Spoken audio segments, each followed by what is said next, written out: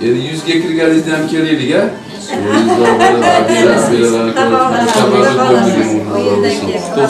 Ha, 90 deb duo qiling qizimni, onamni bugun Fotiha to'yi. Saodatli qadamlari qutlug', hojoni bilan ko'rib 100 yoshlarga kirib, Abira hammamizga boshimizga toj bo'lib yursinlar, umrlar uzoq, farzandlaringiz bir-biridan kam bo'lmasin. Faqat shunaqa to'yga kelaylik, Alloh martabangizni baland qilsin. Bu uyda faqat to'y bo'lsin, hojonim umrlari uzoq bo'lsin. Muborak bo'lsin sizga o'xshab.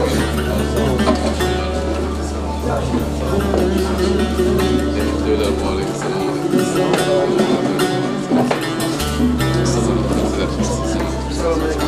Assalomu alaykum.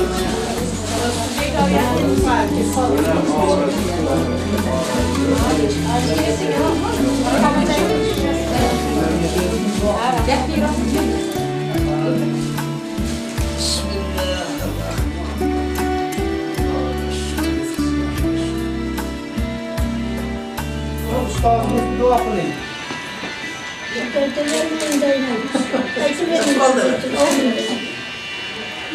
Amin, hayır, berekatı, afiyet. Kullarga yetkizganiga shukr. Sizni yoshlaringizni hamma ko'rib yurib, nevaralarni siz ham xursand bo'lib yurganini ko'rib. Hamma ulug' vaqtlarda hamma avval o'tib ketgan ulug' ajdod avlodlarning joylari jannatda bo'lsin. Hozir siz hammamiz birgalikda Muhammadjon nevaralarning to'ylarini, evaralarning to'ylarini ko'rib yurdik. Xorazmda oqtiq, chovluq, yovluq deydi onu. Yo'g'on olib ketgan. Xudoyim pirlarimiz qo'llasin. Qizimizdan Fotiha to'yi, qizimizdan bir Fotiha to'yiga duo qilib yuboring. Bu kunlarga Xudoyim taolo yetkazadi. Nikohni kelajakni belgilashdi. Alloh taolo payg'ambarimizni odamlari, sahobalari belgilaydi.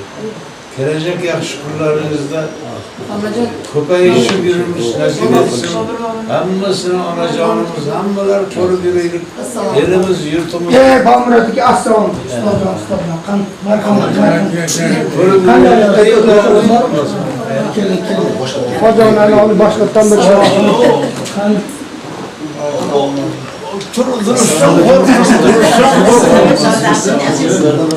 Assalomu alaykum. Assalomu alaykum. Salomatmi? Yo'lingizda bo'lsin.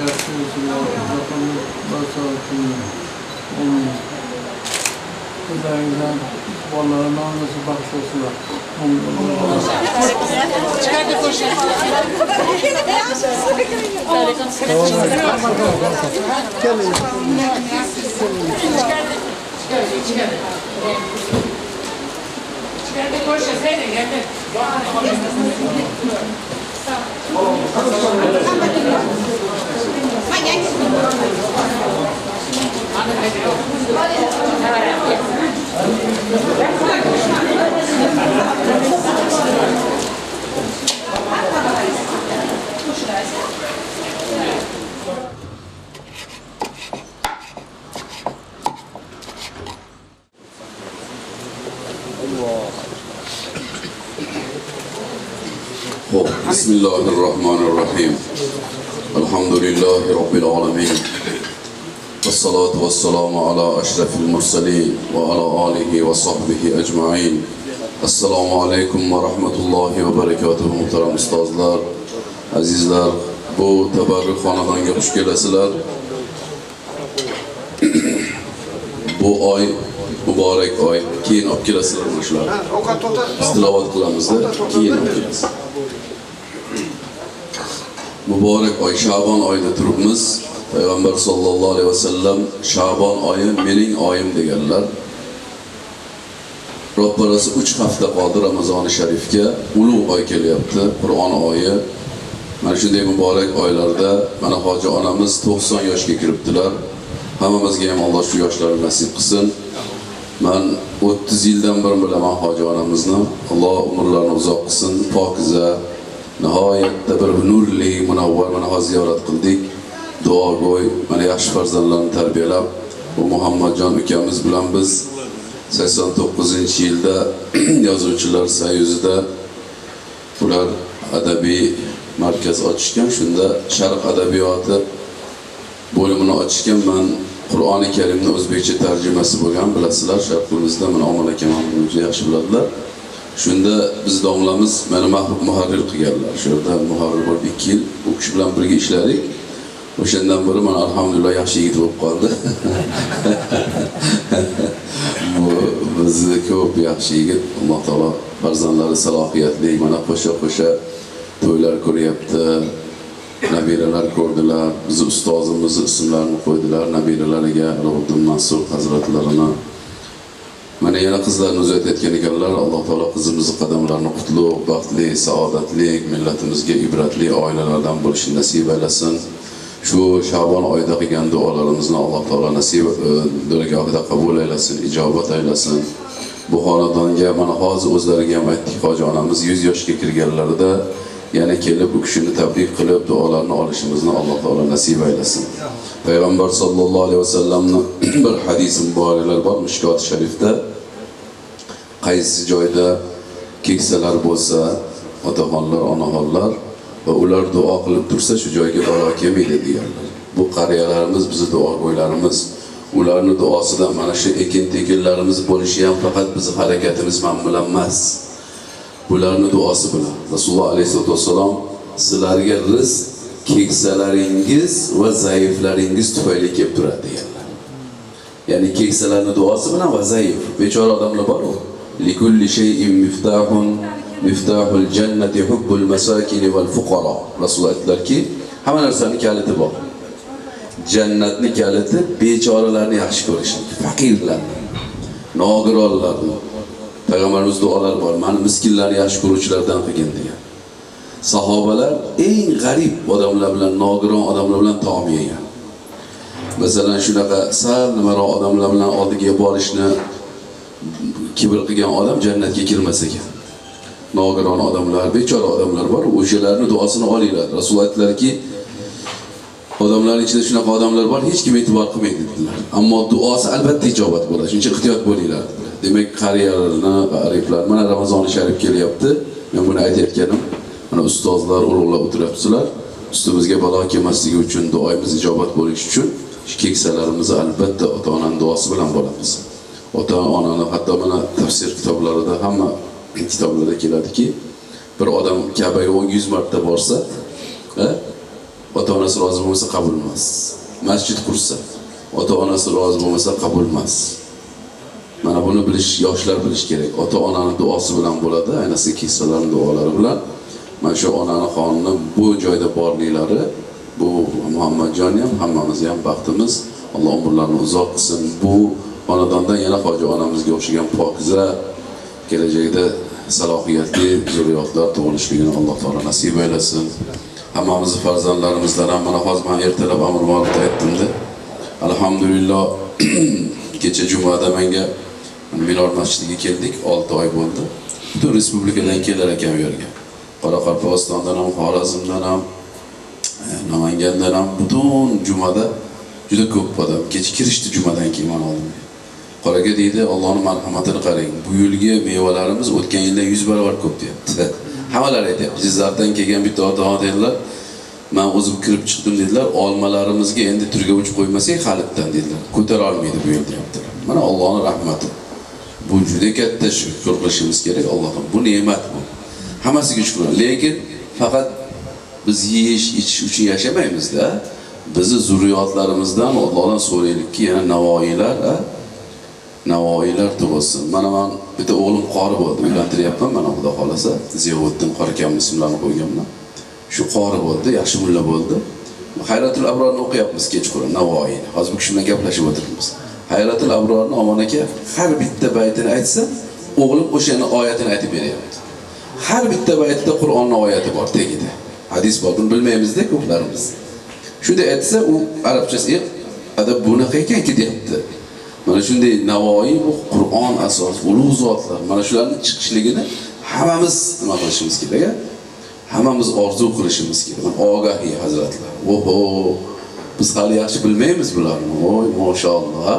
Ular avliyoullohlar, ularning holatlari men o'ylaymanki bir yil o'tirsak bitta baytini yoza olmaymiz shular. Mana shunday zotlar yana bizdan chiqishligi uchun hammamizning maqsadimiz shu bo'lsa inshaalloh bu nima ham Muhammadjon akamiz ham juda ahli ilmlarni mana ustozlarimizni, katta ustozlarimizni duosini olgan, xudo xolasa kam bo'lmaydi. Juda ulug' zotlarni ko'rgan bu kishi.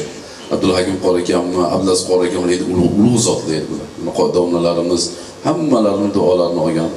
Ali qori degan zot bo'lganlar 400 yil oldin o'tganlar, 100 ta kitob yozganlar, 100 ta. Bu kishi 200 ta kitob qoldirdilar. Birortasi ikkinchi darajali kitob emas, mana Usmon akam yaxshi biladilar. Hazratning kitoblari buni to'tiyo qilib o'qish kerak bo'ladi.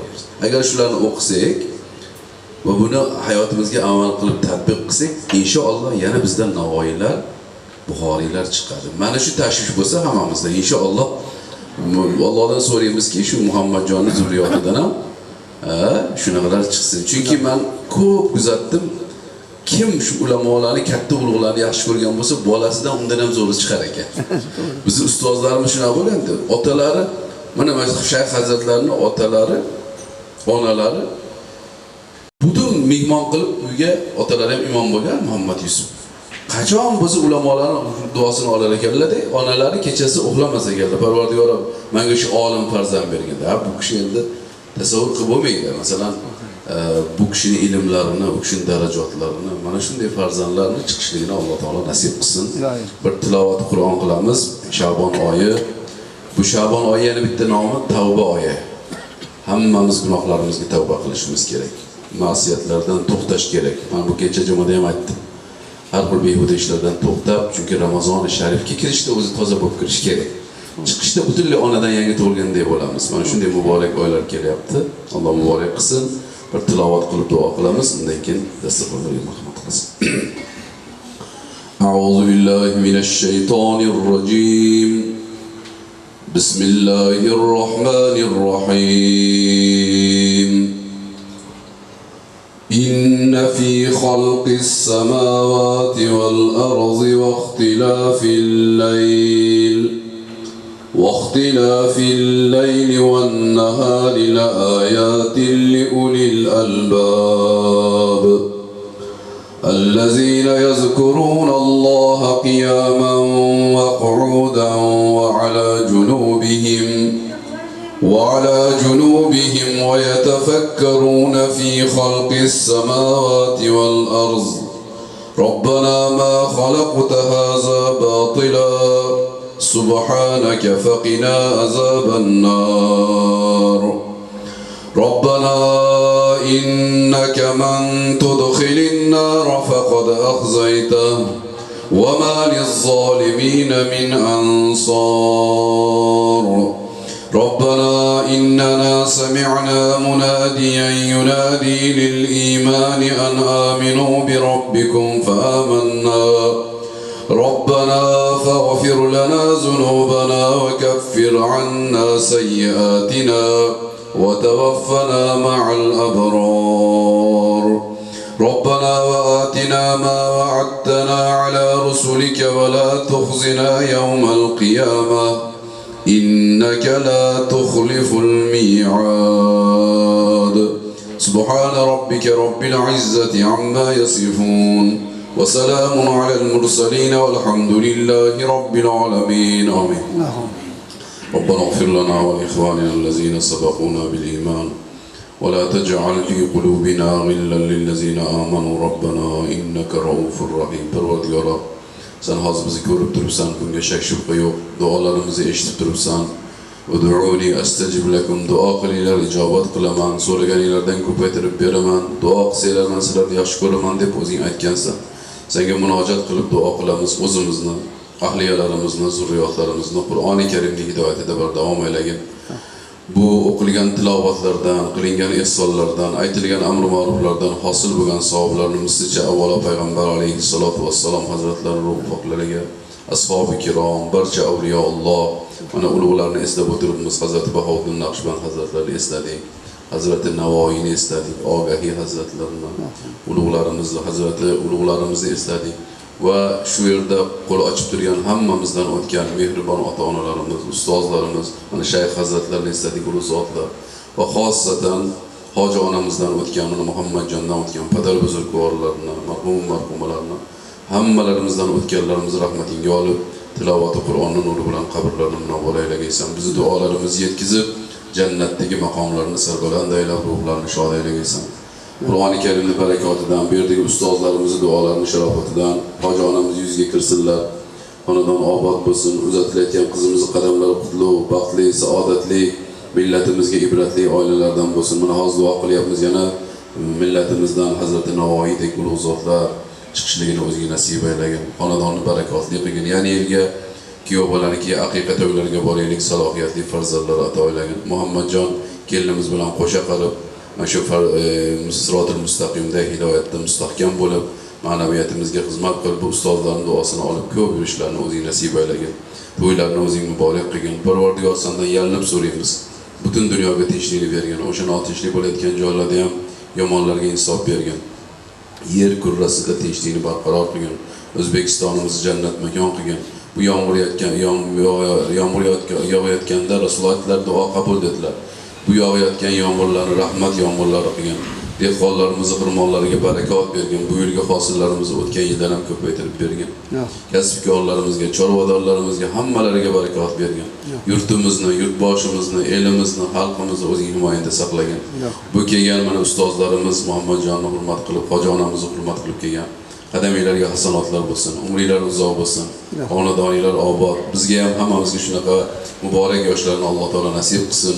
Dilinglarda nima yaxshi niyatinglar bo'lsa Alloh muvaffaq aylasin.